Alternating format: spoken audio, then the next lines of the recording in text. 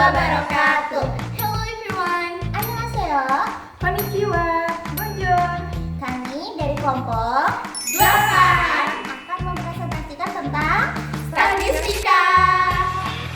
Sebelumnya, perkenalkan nama saya Kasata Mawada dengan NIM 124208008.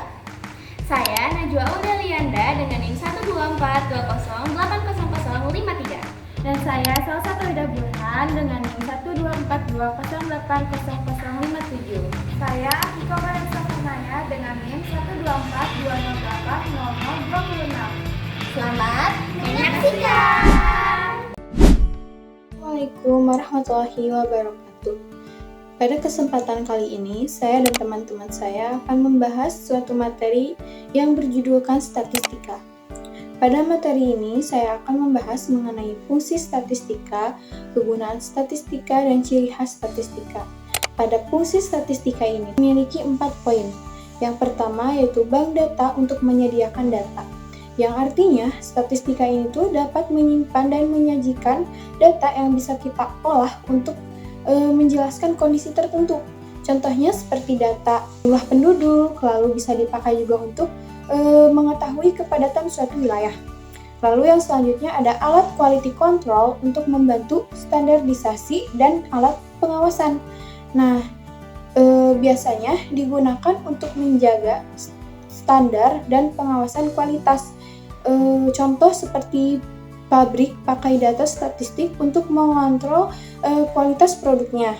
Lalu yang ketiga yaitu alat analisis yang menjadi metode penganalisisan data. Nah, pada poin tersebut, statistik itu membantu kita menganalisis data dengan metode tertentu supaya hasilnya itu lebih objektif. Lalu yang keempat, pada poin keempat ini yaitu pemecahan masalah dan pembuatan keputusan, yang dimana hasil statistik itu bisa jadi dasar kebijakan atau strategi, juga langkah selanjutnya. Contohnya itu seperti perusahaan pakai statistik untuk menentukan strategi penjualan. Kemudian kegunaan statistika. Pada kegunaan statistika ini tuh memiliki 6 poin. Yang pertama yaitu membantu peneliti dalam menggunakan sampel yang sesuai dengan objek yang diinginkan oleh peneliti. Jadi, statistika ini membantu peneliti memilih sampel yang tepat. Jadi, peneliti lebih efisien tanpa harus memilih semua objek. Kemudian, membantu peneliti untuk membaca data yang telah terkumpul. Nah, data yang telah terkumpul bisa diolah sehingga peneliti lebih mudah ambil keputusan yang benar. Kemudian, membantu peneliti untuk melihat ada tidaknya perbedaan antar kelompok. Dengan statistika ini, kita bisa tahu apakah ada perbedaan signifikan antar satu kelompok dengan kelompok lainnya. Kemudian, membantu peneliti dalam menentukan prediksi untuk waktu yang akan datang. Nah, statistika juga bisa dipakai untuk memperkirakan apa yang akan terjadi ke depannya berdasarkan data yang sudah ada. Misalnya, prediksi tren ekonomi, cuaca, atau perkembangan populasi. Nah, selanjutnya membantu peneliti dalam melakukan interpretasi atas data yang terkumpul. Statistik juga tidak hanya dipakai untuk mengumpulkan data, tetapi juga bisa dipakai untuk mengelola atau menafsirkan apa yang tidak dimengerti, lalu ditarik kesimpulan yang jelas.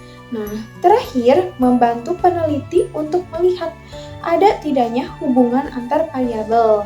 Nah, statistik juga digunakan untuk menguji apakah ada kaitannya atau pengaruh antar satu variabel dengan variabel lainnya. Ada ciri khas dari statistika. Ciri khas dari statistika ini memiliki 3 poin penting. Yang pertama yaitu selalu bekerja dengan angka. Artinya, data apapun kalau mau diproses menggunakan statistik atau secara statistik harus diubah dulu ke bentuk angka. Nah, kemudian ada bersifat universal. Data statistik bisa diterapkan di berbagai bidang kehidupan, bukan hanya di ilmu tertentu saja. Lalu, yang terakhir, bersifat objektif. Data yang dikumpulkan dan diolah apa adanya, tidak dikurangi atau ditambah sesuai keinginan pribadi. Ini saya akan menyampaikan mengenai bagian-bagian dari statistik. Nah, statistik ini dibagi menjadi dua. Yang pertama ada statistik deskriptif dan yang kedua adalah statistik inferensial. Statistik deskriptif itu adalah statistik yang hanya menggambarkan serta menganalisis data yang dimiliki tanpa adanya penarikan kesimpulan dari sekelompok data yang lebih besar, yang dimana statistik ini hanya menggambarkan mengenai pengumpulan data saja dan tidak bertujuan untuk pengujian hipotesis. Nah, statistik deskriptif ini menggambarkan kegiatan berupa pengumpulan data, penyusunan data, pengolahan data, serta penyajian data yang dibentuk dalam bentuk diagram, tabel, serta grafik. Nah, penyajian data ini bertujuan untuk memberikan gambaran secara lebih ringkas serta teratur dari sebuah keadaan yang sedang kita teliti. Bagian statistik yang kedua adalah statistik inferensial. Nah, statistik inferensial ini menyangkut sebuah kesimpulan yang valid, yang dimana biasanya adanya pemasukan unsur peluang dalam penarikan kesimpulannya. Nah, statistik inferensial ini membahas serta mempelajari bagaimana cara penganalisisan data, penarikan kesimpulan dari sebuah data, fenomena yang lebih luas, atau berdasarkan sebuah data yang dipilih secara acak dari sebuah populasi, atau biasanya kita kenal dengan kata sampel. Nah, statistik inferensial ini merupakan kegiatan penarikan kesimpulan dari sebuah praduga dari sampel data, serta pengujian hipotesis. Pembahasan selanjutnya mengenai ruang lingkup statistik deskriptif. Ruang lingkup statistik deskriptif itu dibagi menjadi beberapa bagian. Yang pertama, adanya pengolahan data. Pengolahan data pada statistik deskriptif ini digambarkan dalam bentuk tabel, grafik, diagram, histogram, pie chart, serta bar chart.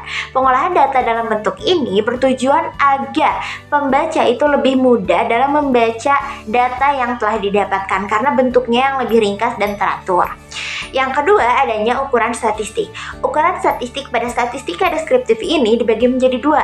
Ada ukuran pemusatan dan ukuran penyebaran. Pada ukuran pemusatan itu dilakukan perhitungan mean, median, dan modus. Pada ukuran penyebaran itu dilakukan perhitungan range, variance, standar deviasi, dan kuartil.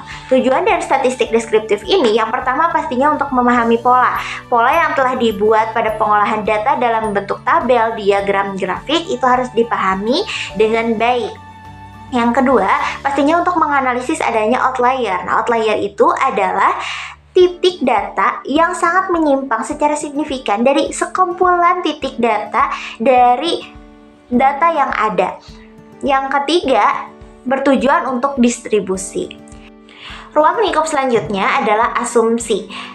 Asumsi dari statistik deskriptif ini adalah data yang sudah ada itu diolah apa adanya, tanpa adanya penarikan kesimpulan serta pengujian hipotesis. Pembahasan selanjutnya adalah mengenai contoh statistik deskriptif. Di sini kami sudah menganalisis beberapa contoh terupdate dari sebuah penelitian yang menggunakan statistik deskriptif pada pengolahan datanya.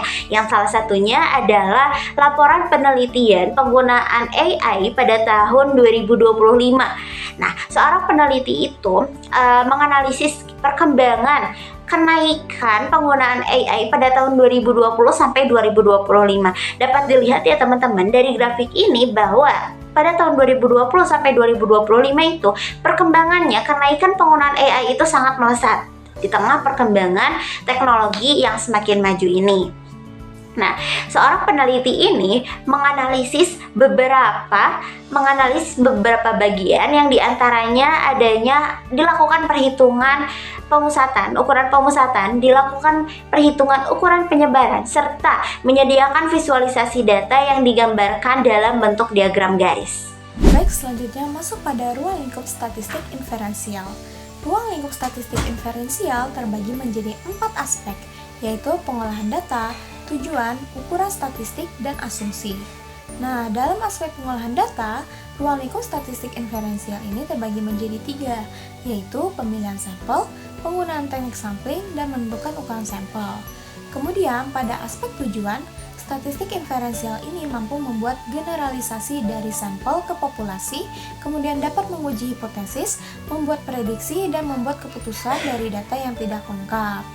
Selanjutnya, dalam aspek ukuran statistiknya terbagi menjadi 5, yaitu estimasi parameter seperti rata-rata populasi dan proporsi, kemudian interval kepercayaan, uji hipotesis yang signifikansi, prediksi atau regresi, dan analisis korelasi inferensial. Lalu, dalam aspek asumsi, tergantung pada metode distribusi normal, independensi, dan ukuran sampelnya. Nah, berikut contoh statistik inferensial.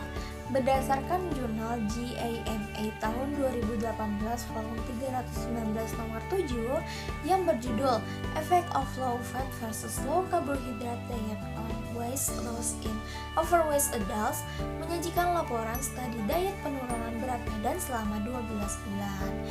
Jadi dari jurnal tersebut menyimpulkan bahwa statistika inferensial digunakan untuk menilai apakah terdapat perbedaan signifikan dalam perubahan berat badan antara diet rendah lemak yang sehat dengan diet rendah karbohidrat yang sehat dengan melakukan pengolahan data seperti pengujian hipotesis, teknik sampling, serta menentukan ukuran sampelnya. Selanjutnya masuk pada statistika parametrik dan statistika non-parametrik. Nah, apa sih statistika parametrik itu? Statistika parametrik adalah jenis statistik yang digunakan untuk menganalisis data, seperti data berdistribusi normal yang memiliki variasi homogen dan berskala interval. Jadi, statistik parametrik itu merupakan metode analisis data yang memiliki syarat-syarat khusus, seperti normalitas, homogenitas, skala interval atau rasio, dan sampel besar. Nah, statistik parametrik ini juga sering digunakan dalam penelitian eksperimen atau survei dengan sampel yang cukup besar. Artinya, statistik parametrik ini sering dipakai dalam penelitian ilmiah karena mampu memberikan hasil yang lebih kuat atau powerful dibandingkan statistik non-parametrik. Nah, apa sih statistik non-parametrik itu? Jadi, statistik non-parametrik adalah metode statistik yang tidak mengasumsikan distribusi data tertentu, seperti distribusi normal. Justru, metode ini digunakan saat data berupa kualitatif, berskala ordinal atau nominal, atau ketika sampel data berukuran kecil dan tidak diketahui distribusinya. Sebagai contoh sederhana pembanding antara parametrik dan non-parametrik, yaitu pada parametrik, contohnya membandingkan nilai ujian antar dua kelas, sedangkan non-parametrik digunakan apabila data nilai tidak normal atau berbentuk ranking atau bukan skor numerik. Baik, bersama saya selanjutnya saya akan menjelaskan tentang klasifikasi data statistik. Klasifikasi data statistik terbagi menjadi dua. Yang pertama ada data kuantitatif. Data kuantitatif adalah data yang berupa angka atau hitungan yang diolah dan dianalisis melalui perhitungan matematika dan statistik. Data kuantitatif ini terbagi menjadi beberapa jenis. Ada data nominal, data discrete, data primer, data sekunder. Yang kedua ada data kualitatif. Kualitatif ini berupa kata-kata yang diolah melalui wawancara, analisis atau analisis dokumen dan juga observasi. Pada jenis data kualitatif ini ada data kasus dan juga data pengalaman pribadi. Selanjutnya ada populasi dan juga sampel. Populasi adalah suatu kelompok individu pada suatu wilayah yang akan diamati dan juga diteliti. Populasi itu terbagi menjadi dua, ada populasi terbatas yang mana jumlah populasinya sedikit dan hasilnya dapat dihitung secara pasti.